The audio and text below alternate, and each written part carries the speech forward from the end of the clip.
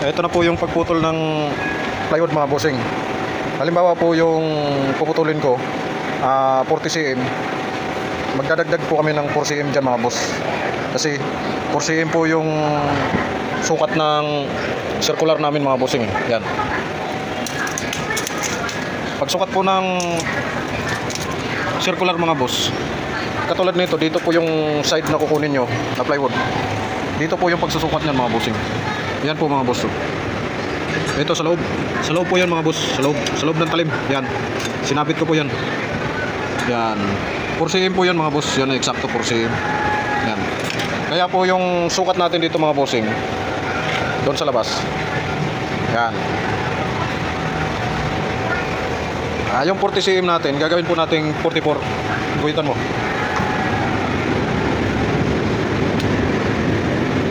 Yan, 44 po yan mga boss. Para ang putol po niyan mga bossing, dito po yan. Magiging 40 lang po yan. So yan, sa kabila, ganun din po ang sukat doon. 44. Okay, lalagyan po ng, dito po yung 44 mga bossing, guide po yan. Yung 44, guide po yan mga boss. Dito po ilalagay yung guide. Para pag naputol, dito po yan, 40. So papakita ko po sa inyo mga bossing pagkaputol. So ilalagay na po namin yung guide dito mga boss, sa guhit na yan. Ito na po yung guide namin mga boss.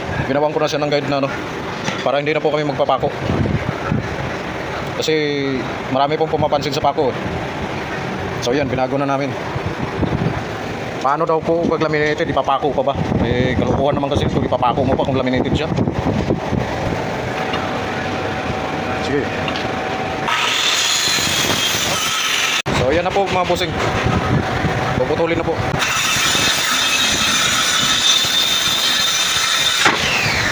So ito na po yung sinukatan natin kanina mga boss, 44. Ang guide, ang kukunin namin 40. So eksakto po yun mga bossing, walang labis, walang kulang. 40 cm po yan, yan. Yan, nakasabit doon. Kita mo yan, baka sabihin dinaya. Yan po mga bossing, 40 cm po yan, eksakto. Walang labis, walang kulang po yan mga boss. Sa kabilang side naman po mga bossing, dito yung kukunin natin, dito po na side, hindi na po doon sa kabila, dito naman. Dalawang klase po kasi yun mga boss. Sa pagkuha po ng sukat ng circular mga bossing, dalawang klase po yan mga boss. Yung isa, dito po sa loob, 4 cm po yan mga bossing. Yan. Sa loob po yan ng talim. Ngayon kung dito po tayo sa labas, yan po mga bossing. Yan po mga bossing. Dito po yan, yung tinutumbok lang po mga boss. 3.7 lang po yan mga bossing, 3.7. Yan. Lumalabo pag malapit masyado. Yan. Yan mga boss. 3.7 lang po yan mga bossing.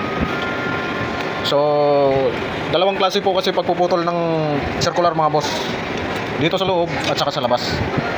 So ang kukunin po natin dito mga bossing, dito naman po sa labas. Ito po mga boss, dito po yung kukunin namin hindi na doon kanina. Ngayon dito naman sa loob. Sige, sukatan mo. 40 cm din po yung kukunin namin mga boss. Ngayon para hindi po kayo malilito mga boss, para ito po sa mga pagguhan lang. Ito. Mas madali po kasi maintindihan tong ganito 40 cm. Yan, 40 cm po mga boss. Yan po yung kukunin natin.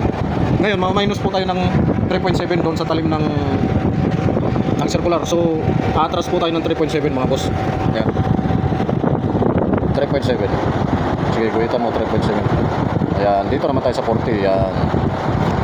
Ang sukat po niyan mga boss, yan dalawang yan. Yan. 36. Yan. 36.3. 40 minus 3.7, 46.3. So yan po yung mga boss. Ito po sa 36.3, dyan po yung guide natin. Para mapuputol naman po, dito naman po sa 40. So dito naman po yung guide natin mga bossing. Kasi dito po yung kukunin natin mga boss Yun yung pangalawang pagputol ng circular mga boss. So ganun din po dapat dun sa kabila.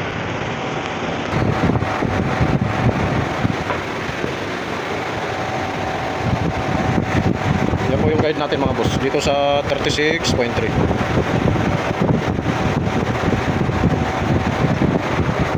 So yan po mga boss, tingnan nyo po. Ito po yung kukunin natin dito na side. Kaya ang putol dito maliit. Ito po yung pangalawang pagputol mga bossing. Sa ibang direksyon naman siya, dito sa loob. Yung kanina dito naman yung sa labas. So sige.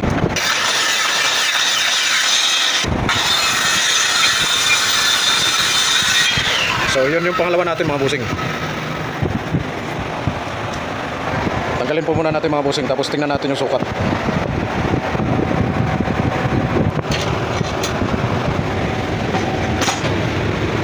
So ito na po mga bossing, dito sa kabila na pagputol natin. Ito po mga boss, 40 cm.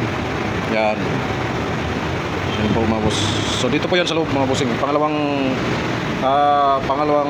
ano ba to? Pagputol na dito na side at saka doon na side. So may nag-request lang po kasi nito mga boss. Tiningnan ko sa comment section, hindi ko na makita eh. Kaya gumawa ulit ako ng panibagong kung paano pagputol sa plywood sa circular, gamit ang circular. So nakalimutan ko lang yung pangalan. Susubukan ko lang ilagay sa kung paano ko paglagay sa edit, kung makikita ko pa siya. So yun lang po mga bossing. Maraming salamat po mga boss. Like, follow, and share na lang po mga bossing.